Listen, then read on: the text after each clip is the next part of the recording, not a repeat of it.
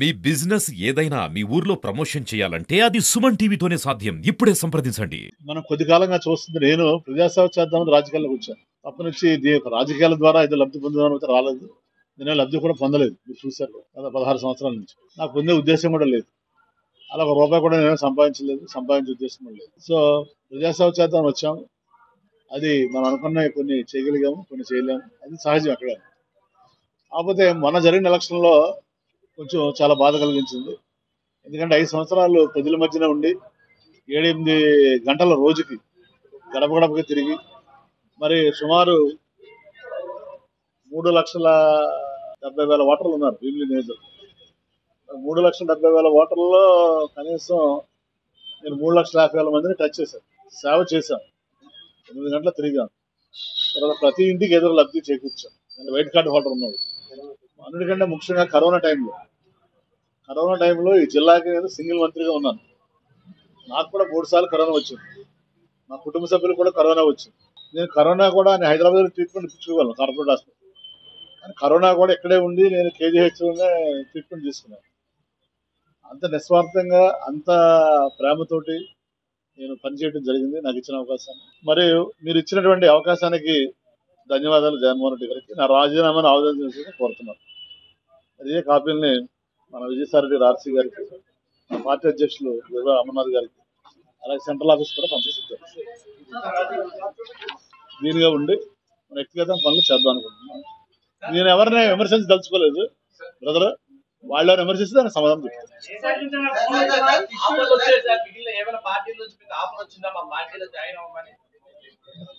వస్తే రాకుండా ఉంటే అవన్నీ కాదు. ఇప్పుడు నేనే అది కాదయ్యా, నేనే కొన్నాళ్ళ పాటు దూరంగా ఉందాం అనుకుంటున్నాను. చెప్తాను కదా మీకు అదే తెలుసు. రాష్ట్రం విడిపోయింది, మరి 2 రాష్ట్రాలు విడిపోయిన తర్వాత మన రాష్ట్రం ఎలా ఉంది, ఆంధ్రప్రదేశ్ రాష్ట్రం, పక్క రాష్ట్రం తెలంగాణ మనం చూస్తాం. సో వాళ్ళు అలా బుల్లెట్లా దూసుకుపోతున్నారు, మనం ఇలా ఉన్నాం. సో దీనికి మనం ఎవరు అనేది ప్రజలు మనం కూడా ఆలోచించాలి. ప్రతి మనిషికి అది చెప్పినట్టు వ్యక్తిగత సినిమా చెప్పిన ఉంటుంది ఎజెండా. కానీ వ్యక్తిగత ఎజెండా కానీ సొసైటీ ఎజెండా అనేది చాలా ఇంపార్టెంట్. సొసైటీ ముందుకెళ్తే మనం ముందుకెళ్తాం. మనం ముందుకెళ్ళిన సొసైటీ ఎలా పోతే ఉపయోగం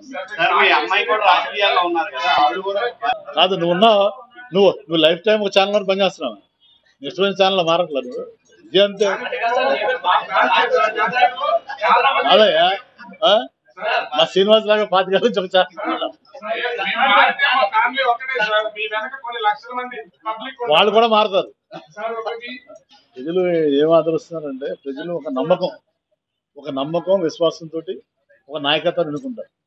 ఎన్నుకున్నప్పుడు ప్రజల ఆకాంక్షలకు అనుగుణంగా పనిచేయాల్సిన బాధ్యత ప్రతి పార్టీ మీద, ప్రతి నాయకుల మీద ఉంటుంది. ఆ ఆకాంక్షల్ని నెరవేర్చడంలో విఫలమైనప్పుడు వచ్చేటువంటి ఇబ్బందులు ఇవన్నీ.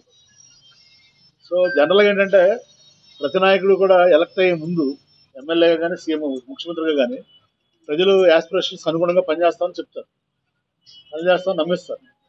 ఒకసారి ఆ సీట్లో కూర్చున్న తర్వాత ప్రజల ఆకాంక్షల్ని అనుగుణంగా మర్చిపోయి వాళ్ళ ఆకాంక్షలకు అనుగుణంగా పనిచేయడం వల్ల సో దానివల్ల ఈ గ్యాప్ వస్తుంది.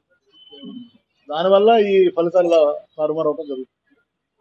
సో వచ్చిన తర్వాత అయినా కనీసం ఫలితాలు వచ్చిన తర్వాత కూడా మనం ఒక విశ్లేషణాత్మకమైనటువంటి విమర్శనాత్మకమైనటువంటి ఒక ఆలోచన, ఒక బ్రెయిన్ స్ట్రోమింగ్ చేసుకుని ముందుకెళ్తారు. ఏ రాజకీయ పార్టీ అయినా, ఏ రాజకీయ అది జరగలేదు కాబట్టి నేను నిర్ణయం తీసుకున్నాను. అవినీతికి కానీ ఎలాంటి ఆరోపణలకి పాల్పడకుండా, మరి ఎలాంటి రాగద్వేషాలు కానీ, ఎలాంటి అవినీతి కానీ, బంధుప్రీతి కానీ, అశ్రిత పక్షపాతం కానీ లేకుండా నా శక్తి మేరకి భగవంతుడు నాకు ఇచ్చిన అవకాశాన్ని, ప్రజలు నాకు ఇచ్చిన అవకాశాన్ని, పార్టీలు నాకు ఇచ్చిన అవకాశాన్ని చిత్తశుద్ధితోటి, నిజాయితీతోటి నేను పనిచేసి 2 సార్లు భీమిలి శాసనసభ్యుడిగా, ఒకసారి అనకాపల్లి పార్లమెంట్ సభ్యుడిగా గెలిపించినటువంటి ప్రజలకి, మరి ప్రోత్సహించినటువంటి పార్టీ అధ్యక్షులకి, నాయకులకి అందరికీ కూడా మీ ద్వారా, అలాగే పాత్రికేయ రంగం, మరి నా అభివృద్ధిలో పాత్రికేయ మిత్రులు కూడా నన్ను తమ కుటుంబ సభ్యుల్లా చూసి మీరు ఎంతో నన్ను ప్రోత్సహించారు.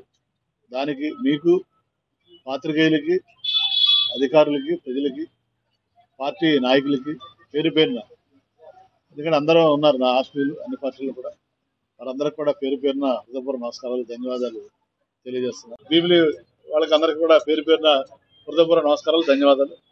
నేను ఏదైనా నిర్ణయం తీసుకున్నప్పుడు వాళ్ళకి పిలిచి కార్యకర్తలు మీటింగ్ పెట్టి చెప్పడం జరుగుతుంది.